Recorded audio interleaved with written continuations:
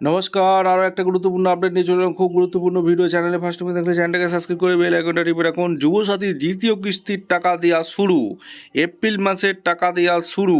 যাদের টাকা ঢোকেনি কবে ঢুকবে জানিয়ে দিল। আর নতুনদের যাদের একবারও টাকা ঢোকেনি তাদেরও টাকা দিচ্ছে এপ্রিল মাস থেকে, ঠিক আছে। আর যারা মার্চ মাস টাকা পেয়েছে তাদের এপ্রিল মাসে দুটো পেয়ে গেল, আর যাদের একবারও টাকা পায়নি তাদের এপ্রিল মাসে একটা পেয়ে যাচ্ছে। কি আপডেট উঠে আসছে, চ্যানেলে ফার্স্ট টাইম দেখলে চ্যানেলটাকে সাবস্ক্রাইব করে বেল আইকনটা টিপে রাখতে হবে। এরকম কিন্তু একটা মেসেজ দিচ্ছে সবাইকে যে ইউর অ্যাকাউন্ট নাম্বার এত has credit for assistant Bangla Yuvasathi 15/2/4/26 এই মেসেজটা দিয়েছে, অর্থাৎ 2 তারিখে টাকাটা ক্রেডিট হয়েছে। এপ্রিল মাসের টাকা দেওয়া শুরু হয়ে গেছে। যাদের টাকা ঢোকেনি কবে ঢুকবে সেটাও এই প্রতিবেদনে বলে দেবো। খুব গুরুত্বপূর্ণ ভিডিও হতে যাচ্ছে। চ্যানেলে ফার্স্ট টাইম দেখলে চ্যানেলটাকে সাবস্ক্রাইব করে বেল আইকনটা টিপে রাখতে হবে লেটেস্ট গুরুত্বপূর্ণ আপডেট পাওয়ার জন্য। কি বলছে, চলতি মাসে কবে অ্যাকাউন্টে ঢুকবে বেকার ভাতা, দিনক্ষণ জানানো নবান্ন। রাজ্যে বাজেটে বেকারদের জন্য যুবসাথী প্রকল্পের কথা ঘোষণা করা হয়েছিল। তার ফলে প্রতি মাসে 1,500 টাকা করে আবেদনকারীরা টাকা পাচ্ছে।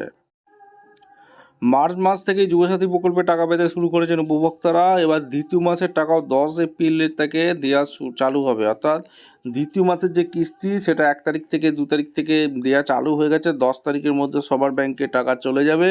নবান্নের সূত্রের খবর, প্রথমে এই সুবিধা 1 এপ্রিল থেকে চালু হওয়ার কথা থাকলেও পরে তারিখ এগিয়ে আনা হয়।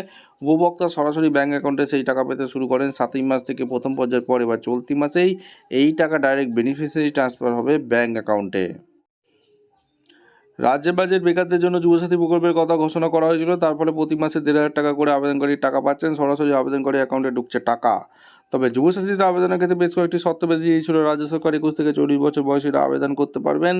যারা রাজ্য সরকারের অন্য কোনো জনমুখী প্রকল্পের আওতায় তারা টাকা পাবেন না বলেই জানানো হয়। প্রকল্পের কথা ঘোষণার সময় জানানো হয় এপ্রিল থেকে মিলবে এই প্রকল্পের সুবিধা। এসআরের প্রতিবাদে ধর্মতলার মেট্রো চ্যানেলের ধর্না দ্বিতীয় দিনে মমতা বন্দ্যোপাধ্যায় জানান, এপ্রিল নয় গত 7 মাস থেকেই আবেদনকারী অ্যাকাউন্টে ঢুকবে টাকা।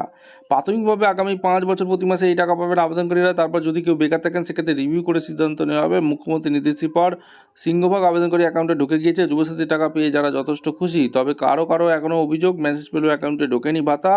এই সমস্যা দ্রুত নিষ্পৃত হবে বলে জানিয়েছেন মমতা বন্দ্যোপাধ্যায়। গত 29 মার্চ পুরুলিয়ার মানবাজারের প্রচার সভার মঞ্চ থেকে মমতা জানান, যারা দরখাস্ত করে টাকা পাননি তাদেরগুলো ডুপ্লিকেট হয়ে গেছে। এরপর তাদের ডেকে সংশোধন করা হবে। সকলেই পাবেন এই টাকা। মমতার আশ্বাসে থাকবেই স্বস্তিতে এখনও ভাতা না পাওয়া আবেদনকারীরা। আপনারা অবশ্যই যারা টাকা পেয়েছেন, যারা টাকা পাননি, কোন জেলা থেকে ভিডিওটা দেখছেন অবশ্যই কমেন্ট সেকশনে ব্যক্ত করবেন। দেখা হচ্ছে কোনো পরবর্তী ভিডিও। ধন্যবাদ।